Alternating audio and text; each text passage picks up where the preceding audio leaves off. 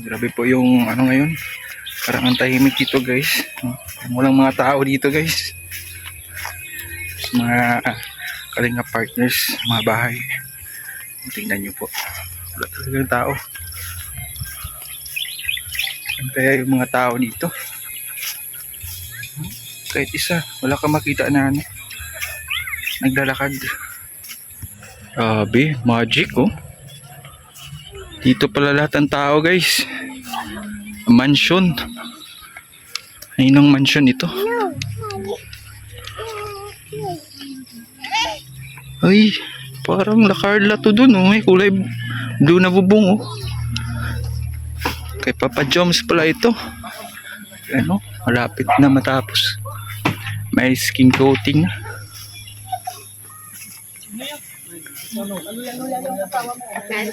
Ay, thank you. Sige. Ha? May kainan pala dito oh. Boss. Lami ana oy. Lami kayo. Under nyo naman talaga pag sinulog bang bangos. Malapit talaga kayo sa ano ah. Lang yan.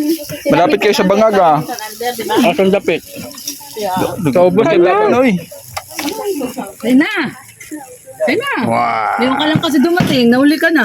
Oo. Ayun na. Sige, salamat. Kuha na ako. Wala akong gano'n kumain. Iba na talaga. Ano ay, iba na talaga pag mayaman na ay maliit na lagi sa mga ganito. Ay, buhayin ka. Alam mo naman na naghanap buhay tayo doon? Hanap buhay mo na ba? Libur-libur ba?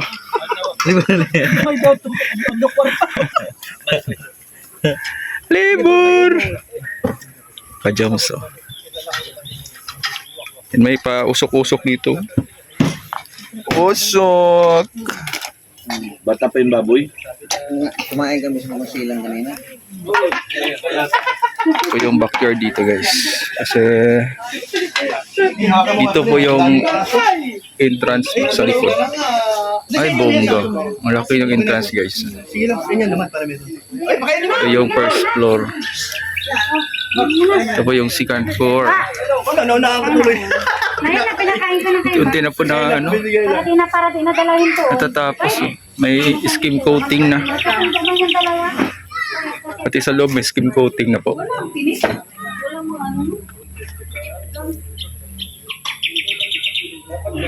Ang ganda ito matapos sigurado.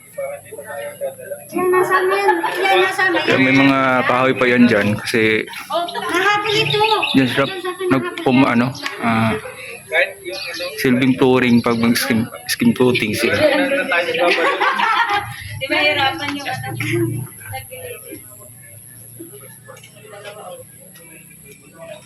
Siguro may mga ano pa, 3 months. Mas mag-improve na ito. Inuna yung ano, skin coating. Skin coating, pintura. Ang ganda dito guys. Ceiling.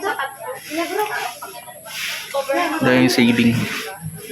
Abangan natin yung ano, yung tiles dito sa ano, bahay ni Jomar.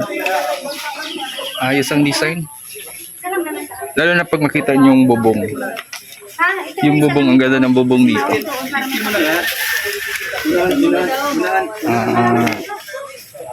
Hindi siya masyadong, basta ang ganda tignan. Ang bubong.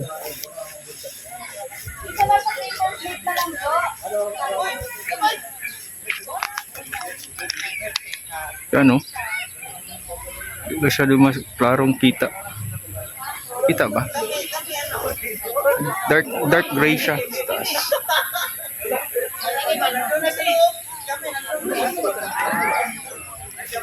Yan, thanks kay Kalingap Jomar. Yan. Dito pa tayo sa backyard. Kalingap Jomar guys.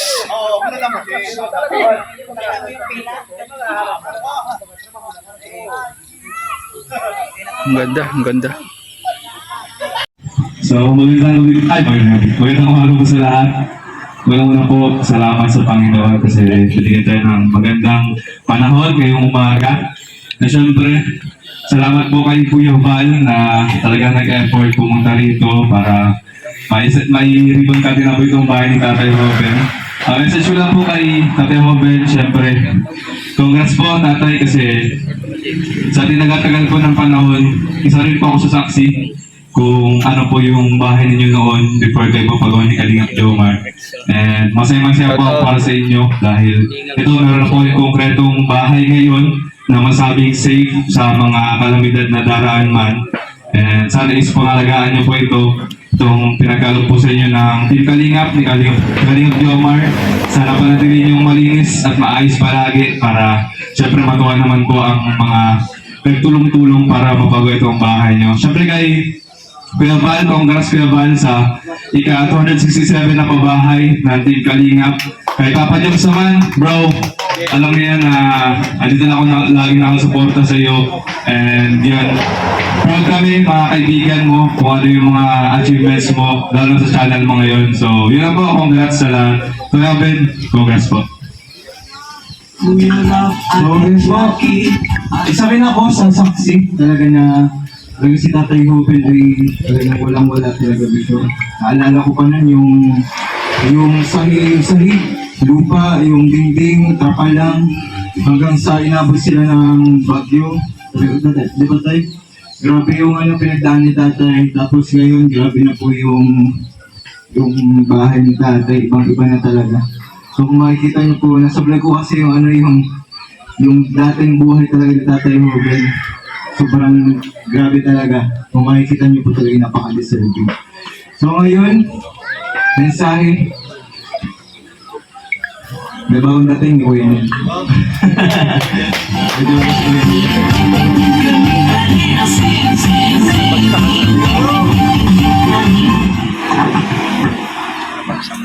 Medyo na-late po tayo. And congratulations po kayo, Tatay Hoben at sa family, syempre sa Team Kalingap. And lalo-lalo na kay Kalingap Jomar for another achievement.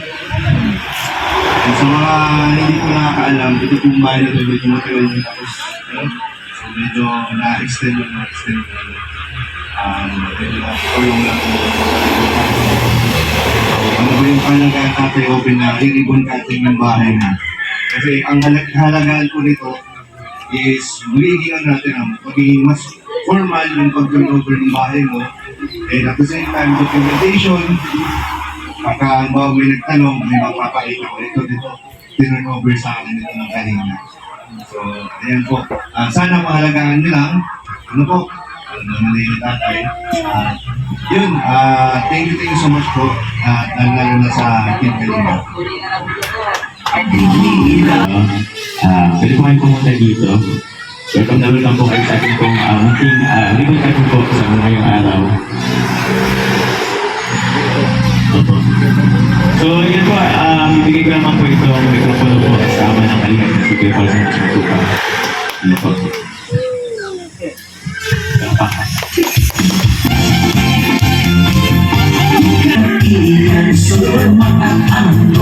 Kalingap Bobby, Kuya Bronx,